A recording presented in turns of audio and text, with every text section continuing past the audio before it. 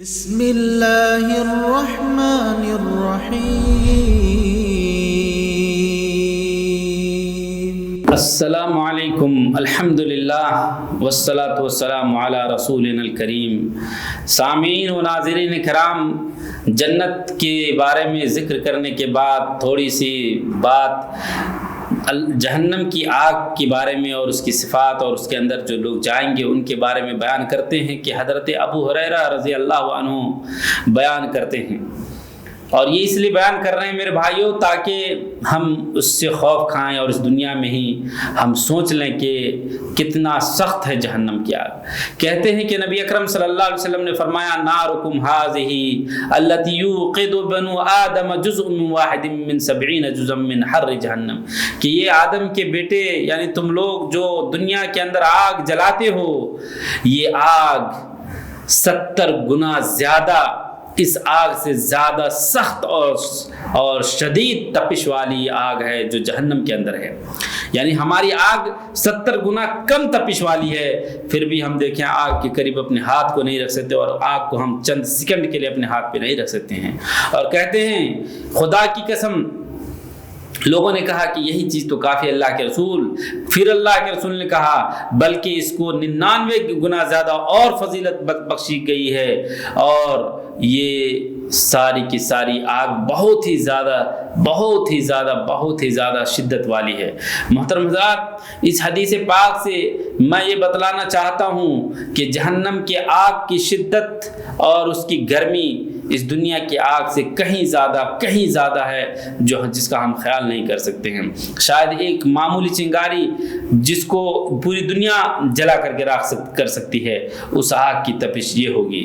اللہ نے فرمایا وَأَصْحَابُ الشِّمَالِ مَا أَصْحَابُ الشِّمَالِ فِي سَمُومٍ وَحَمِيمٍ وَظِلٍّ مِّن يَحْمُومٍ لَا بَارِدٍ وَلَا كَرِيمٍ۔ بائیں ہاتھ والے، تو بائیں ہاتھ والے کا کیا حال ہوگا؟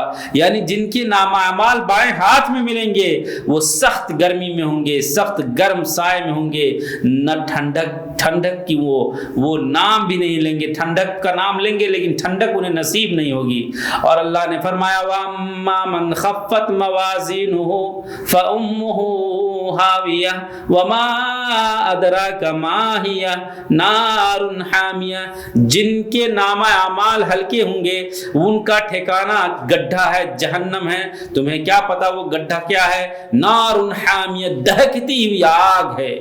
محترم حضرات، حضرت عمران ابن حسین رضی اللہ تعالیٰ عنہ کہتے ہیں کہ آپ صلی اللہ علیہ وسلم نے فرمایا کہ میں نے جہنم کی طرف دیکھا تو میں نے دیکھا کہ اس میں سب سے زیادہ عورتیں ہیں۔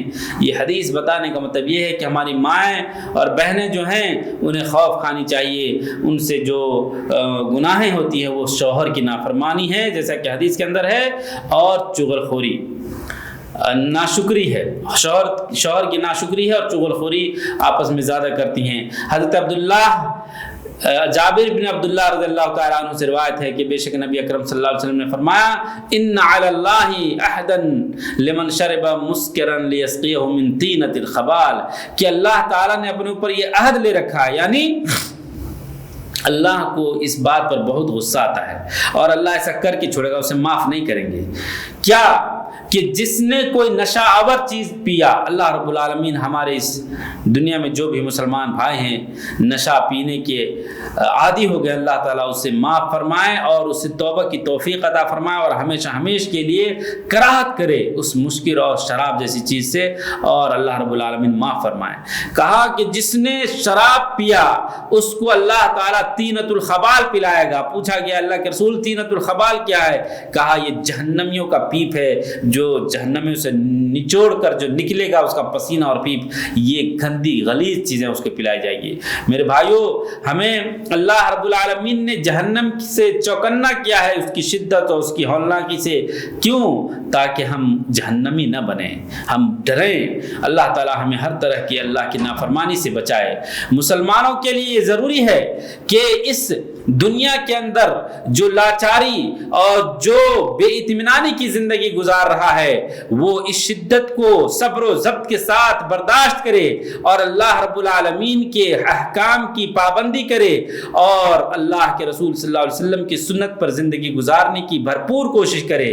اور ان میں سے سب سے پہلی بات یہ ہے کہ کبھی بھی اللہ کے ساتھ شرک نہ کرے، رسول اللہ صلی اللہ علیہ وسلم کے بارے میں کبھی جھوٹی بات نہ کہے، اللہ کی آیات اور نشانی کا مذاق نہ اڑائے اور کسی نفس کو بغیر حق کے قتل نہ کرے، نہ سود کھائے اور نہ ہی شراب پیے، اور اسی طریقے سے اپنی نمازوں کو ضائع نہ ہونے دے، زکوٰۃ سے نہ رکے، زکوٰۃ دے، اور رمضان کے اندر جان بوجھ کر کے افطاری نہ کر لے اور بغیر روزے کا نہ رہے۔ بہت سارے لوگ ہیں، اللہ تعالیٰ ہدایت دے، ایمان کی کمزوری ہے، روزہ دار شو کرتے ہیں لیکن وہ روزہ نہیں ہوتے ہیں۔ اسی طریقے سے بری عادات اور جھوٹ سے، خیانت اور ظلم سے، والدین کی نافرمانی سے اور رشتہ داری کے قطع تعلقی سے بچے، اور اسی طریقے سے جو آیات اور حدیث ہیں اس کے بارے میں غور و فکر کرے۔ بہت ساری باتیں ہیں، اللہ رب العالمین نے اس دنیا کے اندر ہمیں بہت ساری ایسی چیزیں دی ہیں جس کے ذریعے ہم عبرت حاصل کر سکتے ہیں کہ ہمارے لیے جہنم کا ٹھکانہ کتنا برا ہو سکتا ہے، اور ہمیں جنت پانے کے لیے ان تمام چیزوں کو چھوڑنا لازمی ہے۔ نیتوں اور ارادوں سے جنت نہیں ملیں گے، بلکہ اطاعت کرنا ضروری ہے اور خوف الہی دل کے اندر بیسانا ضروری ہے۔ اللہ جل شانہ ہمارے آپ کے دل کو خشیت والا، ڈرنے والا اپنی ذات سے اور اللہ کی عذاب سے ڈرنے والا بنا دے، اور اللہ کی ڈر سے ہم اللہ کی نافرمانی سے بچے رہیں۔ اللہم آمین، وصلی اللہ علی نبینا محمد۔